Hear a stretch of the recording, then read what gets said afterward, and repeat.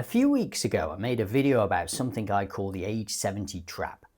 On paper, it was just about numbers, healthcare costs, insurance planning, whether you can actually afford to stay in Thailand long term.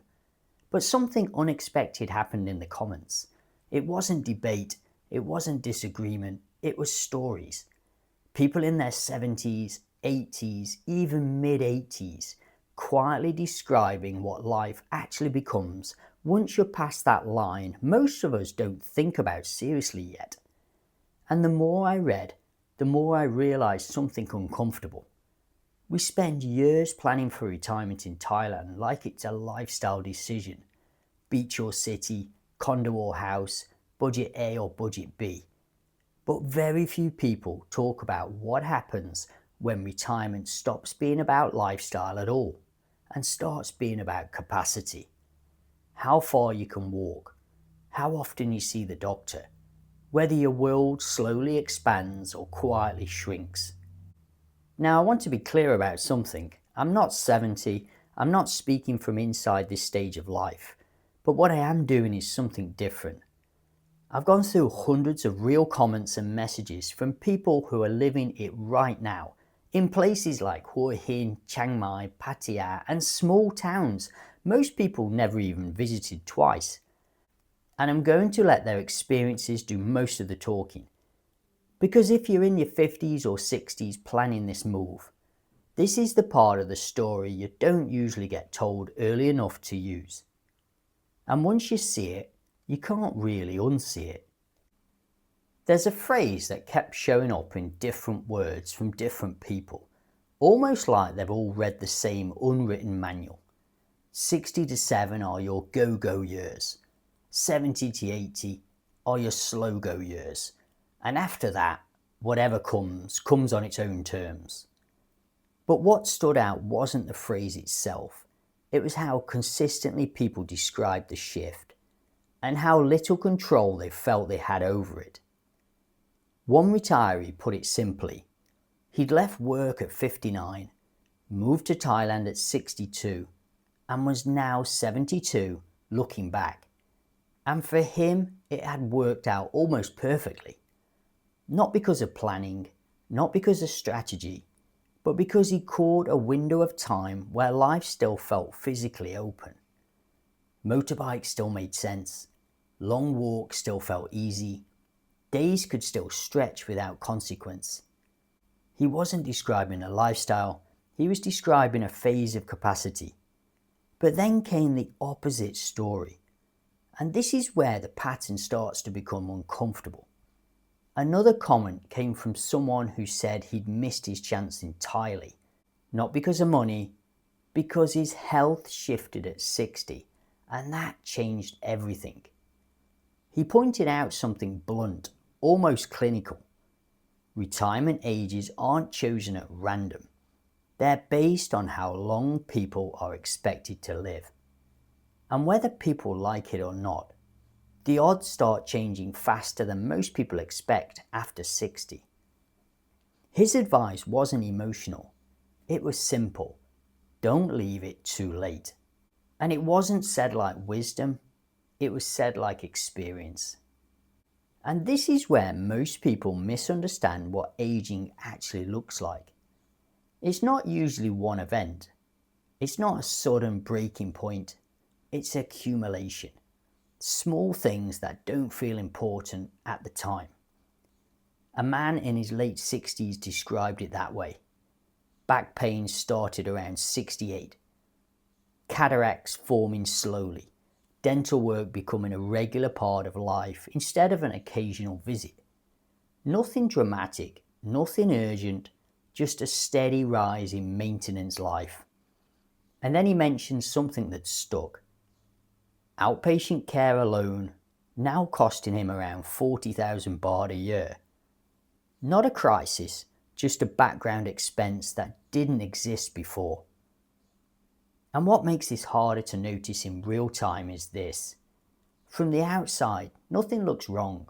You still live in the same place, you still do the same routines, you still feel like yourself, but internally, something has already changed. The shift from go to slow doesn't usually arrive with a warning. It arrives in small negotiations, a longer rest after a walk, a decision to take a taxi instead of walking just this once. Air conditioning becomes less of a comfort and more of a requirement. And slowly, without a single defining moment, your map of the world changes. Not emotionally, physically. And once that happens, something else starts to matter far more than people expect. Not lifestyle, not scenery, not even cost in the way most people think about it, but something much simpler. How far you are from help when you actually need it. A hospital stops being a detail in the background and starts becoming the center point everything else is built around. If the body is changing as we age, there's something else changing too. And in many ways it becomes even more important after 70. It's not always pain that changes things. Sometimes it happens so gradually you barely notice. A lot of people told me the real change wasn't physical. It was their routine becomes narrower over time. Same walk, same cafe, same handful of conversations repeated over and over. At first it feels peaceful, even ideal. But one comment described something that stuck with me. He said it doesn't feel like isolation at the beginning. It feels like simplicity. Until one day you realize your world has stopped expanding. But not everyone described it this way. And this is where the story splits. Because for some people, that same environment becomes exactly what they wanted. Another retiree said he had no interest in a busy social life at all. After 2 decades of work, pressure, travel and responsibility, what he wanted wasn't stimulation, it was quiet. Not loneliness, but removal of the noise. And for him, Thailand wasn't a trap, it was relief. So now you have 2 completely different experiences, built from almost identical starting conditions. Same country, same lifestyle, same age range, completely different outcome. And then there's a third group, the group that doesn't fit either extreme. A woman living alone describes something much more uncertain. She wasn't worried about money or location. She was worried about something far more basic. How do you rebuild a social life from zero? At an age where most people already have theirs established. No work environment, no school system, no automatic community, just you and a new country. And the honest responses she received were not comforting. They were practical, almost blunt. Community here doesn't happen by accident. It has to be built, slowly, deliberately, like a project. But then something unexpected appeared in the comments. Because not all stories point towards decline. Some point towards something else entirely. One retiree wrote that after decades of business, deadlines and constant movement, he didn't want more stimulation, he wanted the opposite. He described it as the first time in his life he could finally stop performing a role. No more pressure to be useful, no more chasing outcomes, no more constant decision making, just time and space. And for him, that wasn't decline, that was arrival. So again, the pattern refuses to stay simple, because the same environment produces 2 completely opposite outcomes. For some, it becomes quiet isolation. For others, it becomes long-awaiting relief. And the difference between those 2 outcomes is almost never Thailand itself. It's what was built before arriving. But once the social layer shifts like this, something else starts to become more important than almost anything else people expect. Not friends, not routine, not even lifestyle, but security, and specifically healthcare. If there is one point in all of these stories where the tone changed completely, it's here. Because up until now, people are talking about lifestyle. But when healthcare enters the picture, the conversation stops being theoretical. It becomes personal. One 70-year-old described his approach almost like a system. He kept his UK Medicare active, he travelled back every 6 months, and in between he essentially managed his own risk. On paper that works, but what he didn't say directly, and what other people immediately picked up on, is that this is not a passive system. It depends on something very specific: mobility, energy, and the ability to keep travelling when most people at that age are trying to slow down. And this is where the comments started to converge, because another pattern appeared again and again. Location matters more than people expect, not for lifestyle, but for survival logistics. Some people called it something like a medical anchor. Living near a city with proper hospital access, not because you expect emergencies, but because at this stage of life, distance starts to quietly change risk. 10 minutes becomes manageable. 40 minutes becomes a decision. 2 hours becomes a barrier. And people don't always realise that shift until it's already happened. Then there were the financial realities. One retiree described paying around $270 a month for insurance. But that wasn't the full picture, because he also carried the first major chunk of every claim himself. And the payment structure wasn't monthly comfort, it was annual commitment. A single large payment that only works if you already have breathing room in your finances. And that's where things quietly separate. Not between rich and poor, but between flexible and fragile. And then there were some comments that didn't sound like planning at all. They sounded like acceptance. One 78-year-old living with kidney disease described his situation in a very direct way.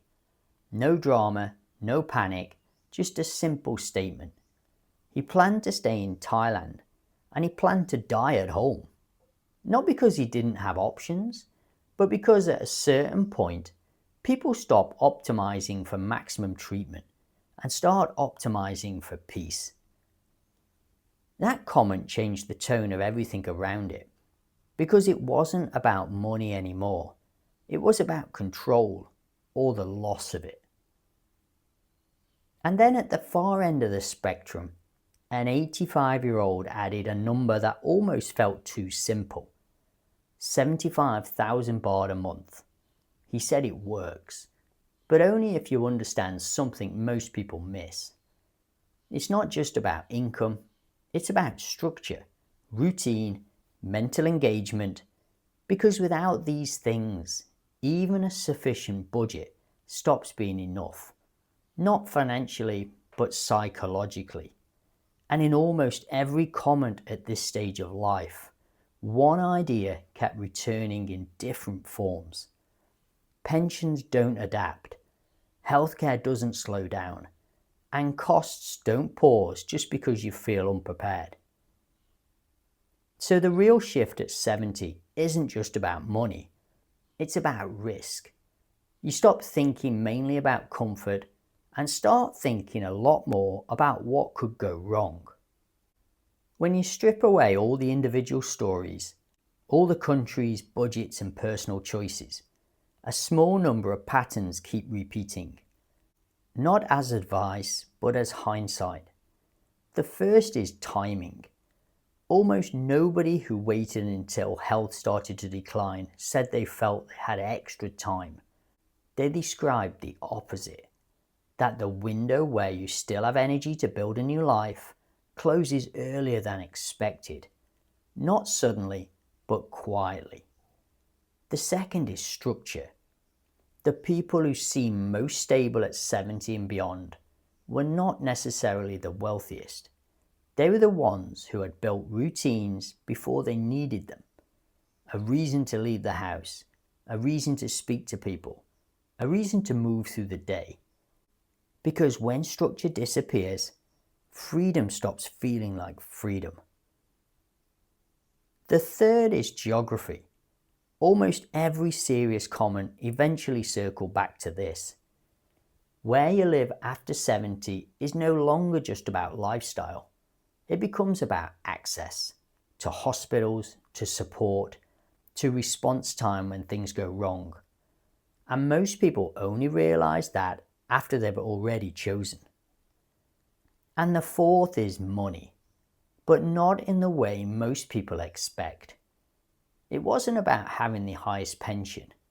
It was about having flexibility. Because fixed income doesn't adapt, healthcare doesn't wait, and costs don't pause for comfort. And underneath all of it, one idea kept returning in different words. Hope is not a plan, and luck is not a system. So, is retiring in Thailand after 70 a trap? After reading hundreds of these stories, the honest answer is no. But it's also not the version most people imagine when they first arrive. Because for the people who struggled, it usually wasn't Thailand itself that caused the problem. It was timing, or planning, or assumptions made decades earlier that never got updated. And for the people who are doing well at 70, 75, even 85, there's a very different pattern. They didn't just choose a country. They built a structure around their future self before they needed it. Because retirement here doesn't really divide into success or failure. It divides into something simpler, prepared or unprepared. And that line shows up everywhere in these stories. In healthcare decisions, in where people choose to live, in how they manage their money, and in whether they still feel connected to life around them.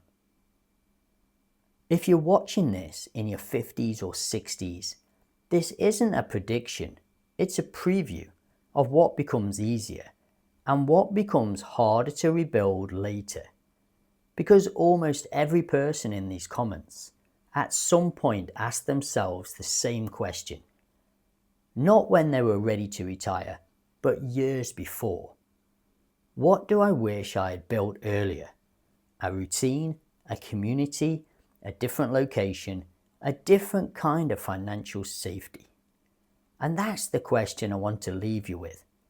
Not because there's one correct answer, but because every story in this video points back to it in a very different way.